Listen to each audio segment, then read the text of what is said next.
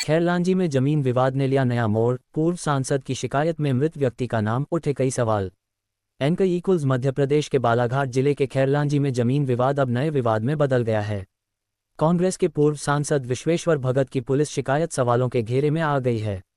वजह यह है कि शिकायत में जिन लोगों पर धमकी और गाली गलौज के आरोप लगाए गए हैं, उनमें एक ऐसे व्यक्ति का नाम भी शामिल है जिसकी करीब 1.5 साल पहले मौत हो चुकी है। मामले के सामने आने के बाद शिकायत की विश्वसनीयता पर सवाल उठ रहे हैं। वहीं पूर्व सांसद ने मृत व्यक्ति के खिलाफ शिकायत करने से इनकार किया है। अब पूरे मामले की सच्चाई पुलिस जांच के बाद ही सामने आएगी। दरअसल खैरलांजी थाना क्षेत्र में जमीन के सीमांकन को लेकर लंबे समय से विवाद चल रहा है। इसी विवाद के बीच कांग्रेस के पूर्व सांसद विश्वेश्वर भगत ने पुलिस को एक लिखित शिकायत सौंपी। शिकायत में 4 लोगों पर गलौज करने और जान से मारने की धमकी देने के आरोप लगाए गए, लेकिन शिकायत की प्रति सामने आने के बाद मामला नया मोड़ ले लिया। शिकायत में सेवकराम लोधी का नाम भी दर्ज है और विरोधी पक्ष का दावा है कि सेवकराम लोधी का निधन 24 जनवरी 2024 को हो चुका है। ऐसे में सवाल उठ रहे हैं कि जिस व्यक्ति का पहले ही निधन हो चुका है, उसका नाम शिकायत में कैसे शामिल हो गया। वही मामले ने अब राजनीतिक और सामाजिक चर्चा का रूप ले लिया है। हालांकि पूर्व सांसद विश्वेश्वर भगत ने सफाई देते हुए कहा कि उन्होंने किसी मृत व्यक्ति के खिलाफ शिकायत नहीं की है। ऐसे में अब पूरे मामले में पुलिस जांच अहम हो गई है।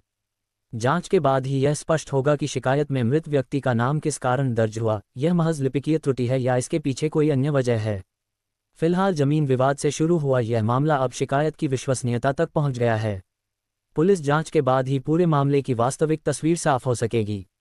भगत जी ने कुछ शिकायत भी की बोले थाने में आप जी लोगों के खिलाफ। हाँ, हमको यानी कि उनने ऐसा शिकायत की कि ये गुंडा प्रकृति के है, ऐसा भी करके उनने ये हमारी वो कर दी है। और किसका नाम डाले FIR में मेरे जेठ जो उनकी तो मृत्यु हो चुकी है 2024 में, उनका भी नाम डाल दिए है और मेरा भी नाम था दीपरमा लिल्हारे और मेरे देवर है धनराज लिल्हारे और मेरे पति है रेखलाल जी लिल्हारे जो मर चुके हैं 2024 में, उनका भी नाम डाल दिए है उनने। तो आपने जब देखे तो कैसा लगा, क्या लगा आपको कि ये सही है मरे हुए का नाम डालना? नहीं सर, बहुत बेकार लगा, अच्छा नहीं लगा। ये क्या? हाँ, धमकी भी दिए है सर। अच्छा, क्या धमकी दिए, क्या बोले उन लोगों? वो बोले कि हम अब सोमवार के दिन आएंगे, यानी 29 तारीख आएगी, 29 तारीख आएगी उस दिन की। तो उस दिन बोले कि हम कुछ भी आप लोग को जो करना है वो कर लेना, हम है तो अपना ही करके जाएंगे, कुछ भी कर सकते हैं। आपका मामला जो है जमीन का, वो क्या न्यायालय में चल रहा है, कहाँ चल रहा है? जी, न्यायालय में चल रहा है सर। तो उसका फैसला हो गया है क्या? नहीं, अभी नहीं हुआ है, चालू ही है केस। उसका प्रकरण अभी चालू ही है कि कोर्ट में।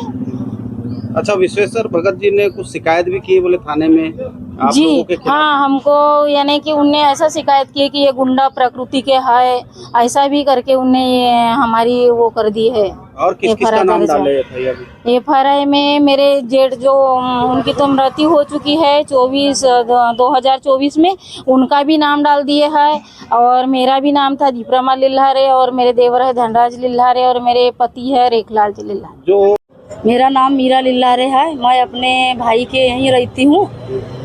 तो पूर्व विधायक सांसद विश्वेश्वर भगत वो आते हैं और यानी क्या बोलते हैं कि दबाव डालते हैं कि हमें घर का ये जमीन नापना है और जो भी होएगा देखी जाएगा। आप पे हमारे पे दबाव डालता है, अब अगली बार आएंगे तो जो कुछ भी करके जाएंगे और कुछ भी हो सकता है। अच्छा। वाद विवाद और जो हमारे बड़े भैया थे उनकी मृत्यु हो चुकी है 2024 में, उनका भी नाम दर्ज करे उनने इसमें रिपोर्ट में। क्या नाम है आपका? मैं अतुल लिल्हारे।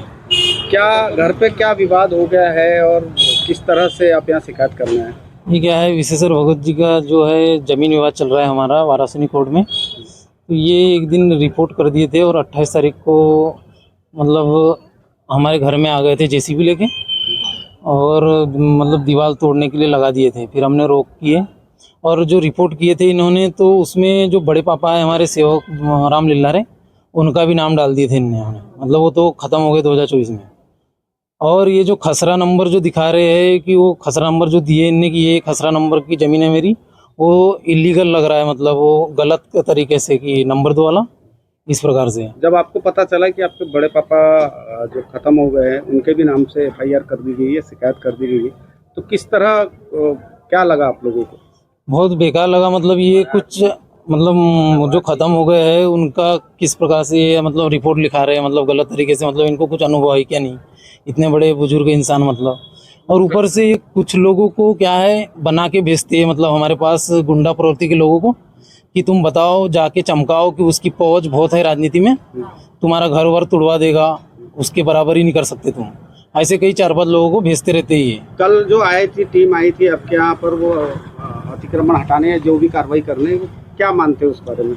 वो भी गलत तरीके से था। उनको हमने न्यायालय में, जैसे मामला चल रहा है, केस चल रहा है, तो हमने जो तहसीलदार है, पुलिस वाले, उनको बोले कि न्यायालय का मतलब कुछ आदेश बताइए ज़मीन नापने का, किसी के घर में परिसर में प्रवेश कर रहे हो तो नहीं बोले। मतलब यही है, बोले पटवारी ने जो दे दिया आदेश उसी को मानने हैं बोले।